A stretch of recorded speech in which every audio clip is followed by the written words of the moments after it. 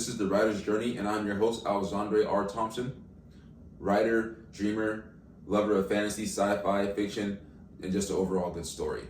I'm an aspiring author hoping to have my debut novel, The Dawning of Acceptance, traditionally published. Before we get started and jump into the show, I just want to thank all of you for tuning in with me. If you left a comment or subscribed, thank you. I appreciate it. It really means a lot. And I hope that my show continues to bring you great content that benefits you in your own personal writer's journey. In today's episode, we're going to be talking about how to start and begin your own story and how Save the Cat has helped me to structure and start my own book and bring it to that next level. We're going to be diving deep into the concepts presented by that great resource. So without further ado, go ahead, pull a seat up to the bar, pour your favorite drink, and let's go ahead and get started.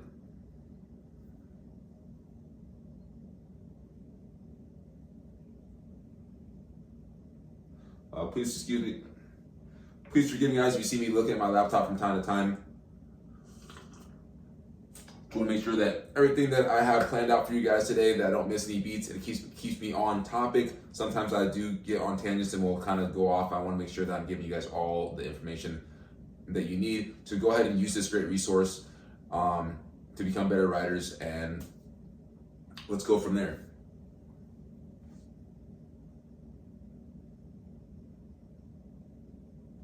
Okay, so how do you even start a story, guys? Is it a character? Is it maybe a premise, a plot? How do you begin with that seed idea that really just gets you started writing? Well, really there's kind of no right or wrong answer. It's just whatever comes to your mind that fires you, and you can't think. If it's something you can't stop thinking about and it's always in your mind, then start with that, okay? So I'm just give you an example of myself. So when I started writing my story, it kind of just started as more of just being a fan of comic books and amazing stories and anime and all. There's just all these amazing characters, these amazing worlds, and they would inspire me. I would be like, that's such a cool idea, such a cool thing, the cool place. And in becoming a fan of those things, I wanted to create my own story. I wanted to create something that I could be proud of, something that had all those elements from all those things that I love and I enjoy. I wanted to create my own and hopefully maybe give that kind of joy to someone else through something that I created. So when I decided I wanted to do that, my first thing was, okay, well, where do I start? Well, I had an idea, a premise. I started with the premise, and it was, what if there were these magical animals that had powers, and people like us evolved so that we could control them, and then their powers, we could use them, and they would be bestowed upon us, and we'd have this kind of relationship. So once I had the idea from there, I said, okay, well, what's going to be? Where does it go from there? What do I do with it?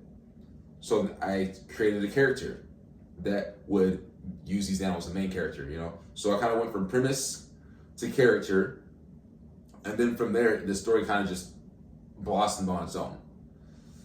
So one of the biggest things that I ran into as issue was I had all these ideas and I started writing right away because I had so many guys. Okay, they have these animals called Yurkin, right? So the mythical magical animal is called the Yurkin, and when you catch one, you get the power bestowed upon you, and you can use them how you see fit.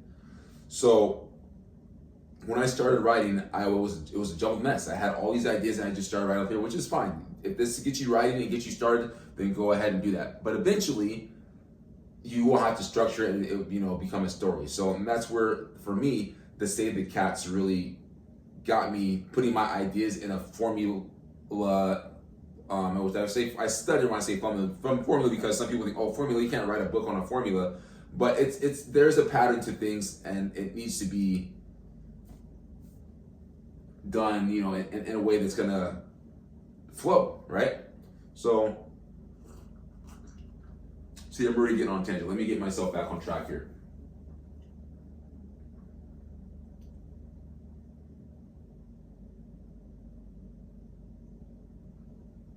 So after I had my premise, my idea of these animals that people, would go after trying to, control, catch them, kind of like, Pokemon kind of gotta catch them all kind of idea. I decided that I wanted to have my protagonist be, a teenage, middle grade age character, high schoolish. Most of the animes and things that I watched and the characters generally were that age, So my character, I said he's going to be, a 14 going on 15. Once I had that, then I kind of just jumped into it and started writing, creating this story where he was going to, eventually capture himself a Yurkin and get the powers, and he was going to be the hero, kind of the prophesized hero,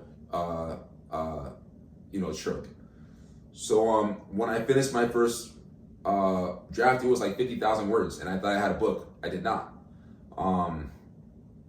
What really helped me was when I let some people read it and they kind of told me where it was missing. I went and I got some more help from an editor, and they put me on this great resource called the book Save the Cat Writes a Novel. So let's go ahead and jump into that, and I'll talk about how that resource really helped me to plug in some holes that I was missing with my first initial story, right?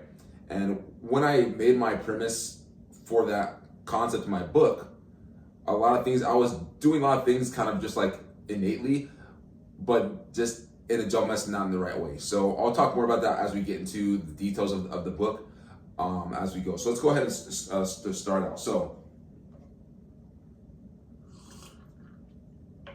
as I said, it doesn't matter where you start, but whatever gets your lights a fire under you. So let's pretend, let's say that you started with a character idea. You said, I have an idea for this character, who's, I don't know, let's say, they are like a giant. Let's say like a Paul, I think it's a Paul Revere, Paul Bunyan, the guy that chops down the trees. He has the ox blue. I can't think of his name right now. But anyways, let's have like a giant character like that, right? And that's your idea. So let's just start with that. So how do we go from character or premise or plot to story? Well, this is resource here I'm telling you is going to help you do that. So let's go ahead and start with the first thing. What is Save the Cat Writes a Novel? Well, basically, it is a structured format that will help you construct your idea from start to finish in a kind of like a signpost type mapping, right? And these elements that are in this book, they call them beats, will help you to construct a story.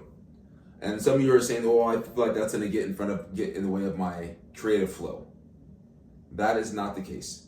You can still have your, because for me, like I said, I'm a pantser. Before I said this in the last episode, I'm a pantser. So when I go in, I start writing, I flow, I create. But at the end of the day, at some point, you do have to go back and structure the book. It's got to be in order. There's got to be a beginning. There's got to be a middle. There's got to be an end. There's got to be a climax. There's got to be, there's got to be inciting incidents. All these things have to be in the book for it to work.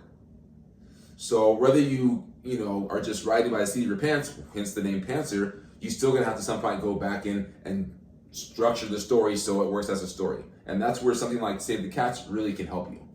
So I'm gonna go ahead and start with the beginning of this. 15 beats. Each beat is like a signpost that gets you from the beginning to the end. So what are these beats? There's 15. The first is opening the image. Then number 2, theme stated, and it goes on. Setup, catalyst, debate, break into 2, B story, fun and games, midpoint, bad guys closing in, all is lost, dark night of the soul, break into 3, and then the finale. And then that's all the 15 beats. We're probably not gonna get through all these today, but I do want to go through. We'll get through at least maybe half of them, right? I want to keep each show to about 15 minutes, maybe 10 minutes, because I know we all have busy lives, we all have things we need to do, and I want to be able to get you guys information that you can use pretty quickly and right away, and don't have to, for better lack of a word, read the entire novel to get the information. Okay? So let's start with the opening image. And guys, in the comments or the description, I will put all this information in there. You'll have the book that I'm referencing, and all the resources will be there if you need to go back to it.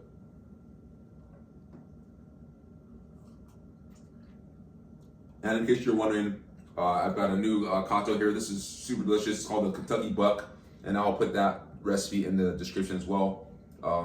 This one's really good. It's sweet, If you're not so much into sweet drinks, might not be for you, but it is delicious. Got a little ginger beer in it. If you like ginger beer, you'll definitely be vibing with that. Okay, so open the image. It's a before snapshot of your hero and their world. So this is like the beginning, right? They're the snapshot of your hero. Such an important beat, right? Because this is your hero at the start. And so let me reference back to my book for a little bit. So when I first wrote my book, I didn't have an open image of my character. I didn't know what it was an issue. I didn't realize this. So when I started querying with my first draft, which was like, I said it was about 50,000 words, not even a good story yet, but I was like, oh, I'm done. So I started querying agents. Bad idea on my part. We'll talk more about that kind of process later on. Didn't get any responses, not even form letters. Like no, I think I spent out like maybe 7 or 8 queries, maybe 10. Nobody wrote back to me. So I was okay, what's going on? So I went back and I started doing some research, and I don't remember where I saw this. It's somewhere online. It says your main character should be introduced within the first like 10 pages of your book. I didn't. My main character didn't come until chapter 3. I don't know why I did that. But anyways, so it's so important to establish that character because this is the person that your reader is going to be following the whole entire story. So right away, you want to put them front and center and let your reader know what this person is about, and that's what the opening image does. So, for example, for my book, after I learned this that I didn't have that. I think how I found out about it, I was querying an agent and I was reading their guidelines, and they were saying, oh, send me what do you call it, like your first 10, 15 pages or whatever. It's like, and then they said something about like, I want to know your character. And I was like, shoot, I'm sitting in my first 10 pages. My main character's not even in those 10 pages. And that's when that's when I started rewriting it. And I still haven't got to this resource yet. But anyways, let me get back on track. So, open image.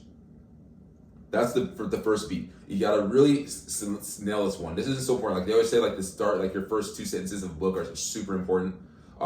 So you're right away, as soon as you can, you definitely want to introduce your character. We'll talk more about kind of the meat and potatoes of like how do you create that opening image later on in different segments when we talk about actually writing book. Right now we're talking about structure and how to begin. But right away you want to have the opening image of your main character. Number 2, theme stated. A statement made by a character, typically not the hero, that hints at what the hero's arc will be. That is what the hero must learn, discover before the end of the book, also referred to the life lesson. So this is also an important one. For me, when I wrote my first draft of the Dawning of Acceptance, I had a theme. I had a theme in mind, and it was a belief in oneself, can carry you through to, achieving your goals. Okay.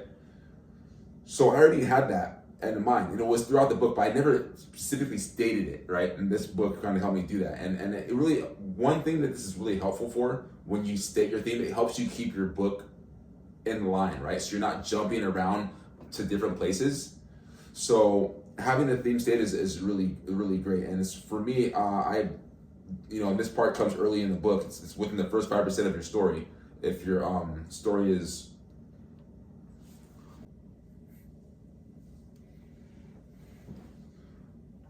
sorry guys, had a little technical difficulty. But so in my story, I had the theme stated right away. I had like the mentor character in my book. When Riley first meets him, he makes a reference to the theme of Riley having to believe himself, because my story is a hero's journey, and the journey that Riley needs to make is being able to have the confidence in himself and believe in his own abilities and believe that that he's important and that he has something to contribute to the world. He has a lot of self-doubt, so this is a very character-driven story. But so in the very beginning, Riley hears from his mentor character, not knowing that this is his mentor yet, but at that point when he first meets him, he tells him this, right? He states the thing, like, you need to do X, Y, Z. This is the thing that Riley needs to embrace in order to become who he needs to become.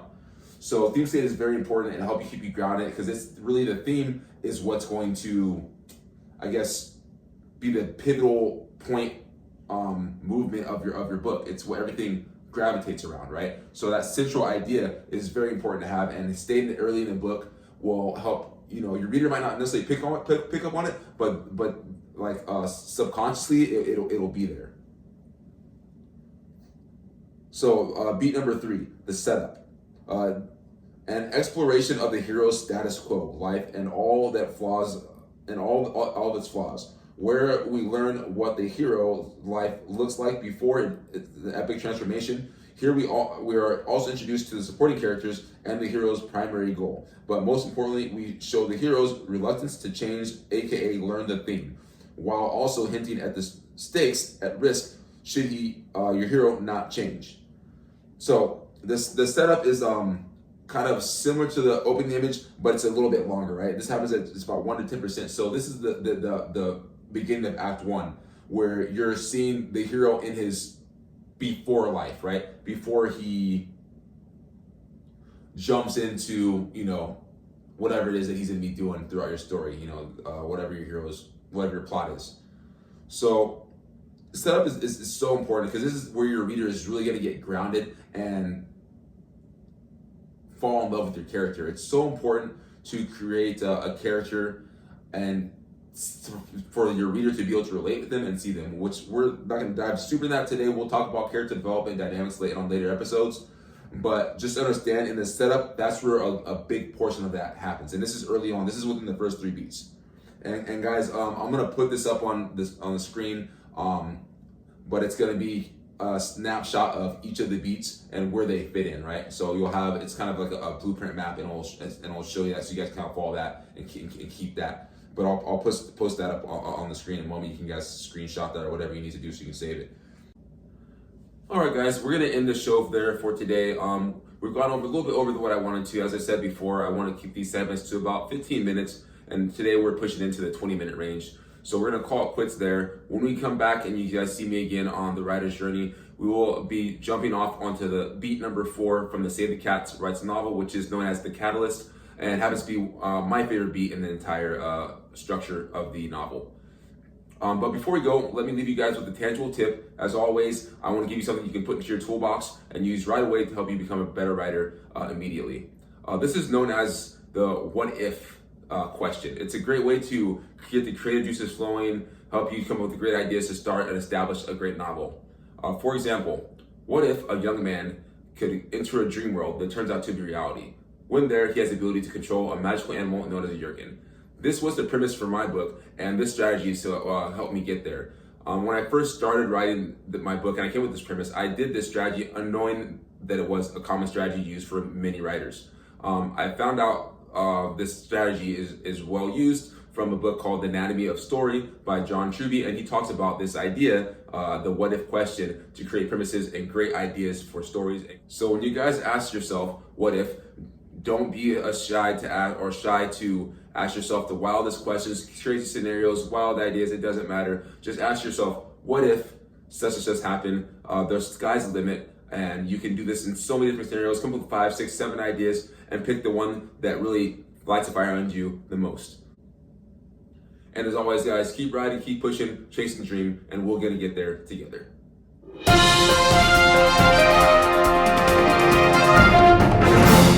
All right, guys, and just before we close out, I want to give you an update about what's going on with me and my book, and then also kind of swing it all back around to the today's topic. But so as you said, I finished up my first novel. It's called The Dawning of Acceptance. It's a YA fantasy with a little bit of science fiction sprinkled in there. It follows a character, Riley Cutlass, in his journey to become a prophesized hero of legend from the world that he finds himself in. Originally, he thought that it was a dream world, and he's kind of been teleported to this place, and he's been being told he's a hero. But he struggles with self-doubt, self-belief, and he needs to overcome this low self-esteem and doubt in order to become the hero that he needs to be. Recently, I started re-querying agents again. I really dug deep into my story. As I said, when I first wrote it, it was 50,000 words. Second draft was 70,000 words. Now it's up to 110,000 words, and I think I've really got a good completed novel that hopefully somebody will want to jump on it. So I've created about 6 agents this last week, and let's see. I'll let you guys know what happens, and hopefully I hear something back soon. Also, I have my story, 2 chapters so far posted up on Wattpad. I post a chapter on there every 2 weeks. So if you get a chance to jump over there and give me some feedback, let me know what you think. Where do you think the story's at? What can you improve? What did you like? What you didn't like? And then, as always, guys, like and subscribe. I really appreciate you being here, and I hope that you guys get something out of this channel. All right, yeah. So thanks again for hanging out with me, guys. Leave a comment in the section. Let me know where you feel that it's best to start a story, the premise, character, plot. Let me know what you guys think. I love to hear about it. And then, as always, stay positive, motivated, and keep on the grind. You have a story to tell, and I'm gonna help you tell it.